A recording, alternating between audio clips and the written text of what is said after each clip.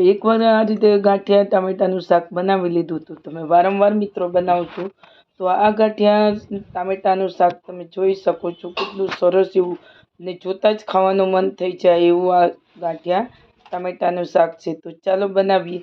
તો એના માટે અહીંયા આપણે 3 નંગ ટામેટા લીધા છે, ધાણા છે, લીલા મરચાં લઈ લીધા છે, મીઠો લીમડો લીધો છે અને સૂકા મસાલા લઈ લીધા છે અને 2 નંગ ટામેટાં છે અને 3 ટામેટાને આપણે ધોઈ લીધા છે.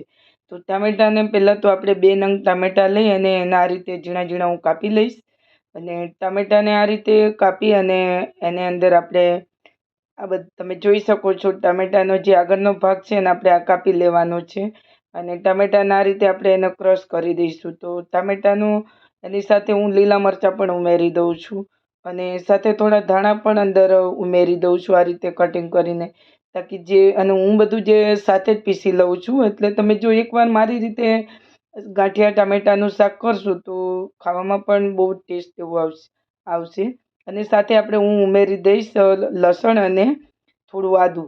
તો સાથે જ બધું પીસાઈ જાય છે અને આપણે એને અલગથી પીસવાની જરૂર નથી.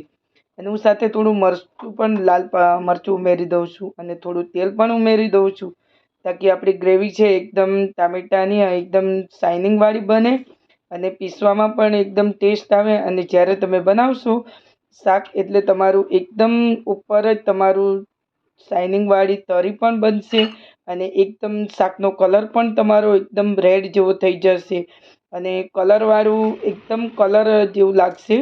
તો અહીંયા થોડા આપણે મીઠા લીમડાના પાન લઈ લીધા છે, 2 નંગ લીલા મરચાં છે, બીજા થોડા હું ધાણા આ રીતે હું ઉપરથી. અને જો તમે આ રીતે જો ગાંઠિયા ટામેટાનું શાક એક વાર બનાવશો તો તમે વારંવાર બનાવશો. અને હું સાથે થોડું આ રીતે હું ટામેટું અલગથી લઈ લઉં છું અને આ રીતે ટામેટું મને ઉમેરવાથી મને શાકમાં બહુ ટેસ્ટ સરસ આવે છે અને શાક પણ સરસ બને છે. તો હું આ રીતે એક ટામેટું એને અલગથી આ રીતે હું એને વઘાર માટે હું કાપી લઉં છું. તો એની સાથે આપણે ડુંગળી નથી ઉમેરવાની, ડુંગળી વગર આજે આપણે ગાંઠિયા ટામેટાનું શાક બનાવવાના છીએ. તો મિત્રો તમે કેવી રીતે બનાવો છો તે મને કોમેન્ટ કરીને જણાવજો.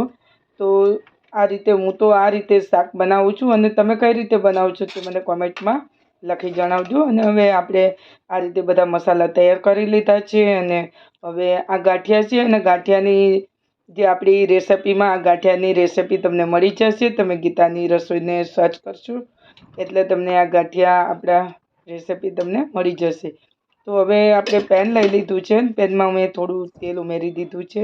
તેલ આપણું ગરમ થઈ જાય એટલે આપણે રાઈને ફૂટવા દઈશું. રાઈ ફૂટી એટલે આપણે જીરું ઉમેરી દઈશું. તો રાઈ જીરું આપણું ફૂટી ગયું છે એટલે હવે એમાં આપણે મીઠા લીમડાના પાન ઉમેરી અને સાથે આપણે 1 નંગ ટામેટું આપણે જે કાપેલું હતું એ ટામેટું આપણે કાપીને ઉમેરી દઈશું અને હવે એને આપણે ચલાવી લઈશું. આ રીતે તમે જોઈ શકો છો ટામેટુંને ચલાવી લેવું, આપણે બરાબર મિક્સ કરી લેવું અને હવે એને આપણે તમે જોઈ શકો છો ટામેટું થોડું આપણું સરસ એવું સોફ્ટ થઈ જાય ત્યાં સુધી એને આપણે સોફ્ટ કરીને અને હવે આપણે ટામેટા પ્યુરી આપણે ઉમેરી દઈશું જે આપણે મસાલો બધો પીસીને રાખ્યો છે.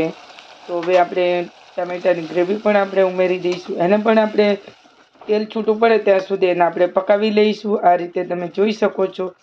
તો હવે આપણે ટામેટા પ્યુરી આપણી સરસ એવી પાકી ગયા છે અને તેલ પણ આપણું છૂટું પડી ગયું છે. તો હવે આપણે ઉમેરી દઈશું સૂકા મસાલા. તો આ રીતે મિત્રો હું મારું ગાંઠિયા ટામેટાનું શાક હું બનાવું છું. તો હવે આને આપણે ગ્રેવી સરસ પાકી ગઈ છે.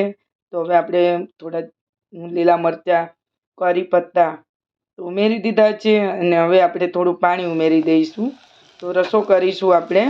તો અહીંયા મેં 1 ગ્લાસ જેટલું પાણી લીધું છે. તો હું બધું પાણી અંદર આ રીતે હું 1 કે 1.5 ગ્લાસ જેટલું પાણી. અને જો તમારે ગ્રેવી કેટલી કરવી છે એના પર, અને જો તમે આ રીતે જો ગ્રેવી બનાવશો તો તમારા ગાંઠિયા પણ એકદમ અને શાક પણ તમારું એકદમ ગ્રેવીવાળું રહેશે અને ગાંઠિયા તમારું બધું પાણી શોષી લેશે તો પણ તમારું ગ્રેવી અને ગાંઠિયા દેખાશે અને રસો પણ તમારો ગમે ત્યારે તમે ખાવ તો પણ એવું ને એવું રહેશે શાક અને ગાંઠિયા તમારું બધું રસો ચૂસી નહીં લે.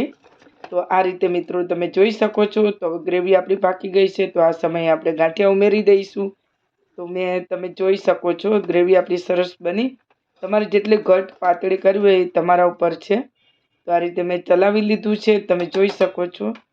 તો હવે એને આપણે ગાંઠિયા ઉમેરી દઈશું. તો હવે મેં આ રીતે ગાંઠિયા લઈ લીધા છે. તમારે જેટલા ઉમેરવા એટલા તમે ગાંઠિયા ઉમેરી શકો છો. તો આ હોમમેડ આપણા ગાંઠિયા છે મિત્રો. તમારે રતલામી સેવ ઉમેરવી હોય તો તમે રતલામી સેવ પણ તમે લઈ શકો છો. પણ આપણે જે મસાલા ઉમેર્યા છે એ મસાલા જોતા તો જો તમે રતલામી સેવથી તમારું શાક એકદમ તીખું એવું બની જાય છે. તો હવે આપણે આ રીતે ગાંઠિયામાં થોડા ધાણા ઉમેરી દીધા છે અને હવે હું તમને સર્વિંગ કરીને બતાવું છું. તો તમે જ્યારે ખાશો ત્યારે તમારું આ રીતે શાક આવું નવું રહેશે. તો મિત્રો છે ને એકદમ ઇઝી ગાંઠિયા ટામેટાનું શાક તો બનાવજો મિત્રો તમે પણ. અને આને સાથે તમે રોટલા પરાઠા પણ ખાઈ શકો છો. તો કાઠિયાવાડમાં ટામેટા ગાંઠિયાનું શાક આ રીતે બને છે. તો મિત્રો તમે બનાવજો અને મને કોમેન્ટ કરીને કહેજો કે તમને આ ગાંઠિયા ટામેટાની રેસિપી કેવી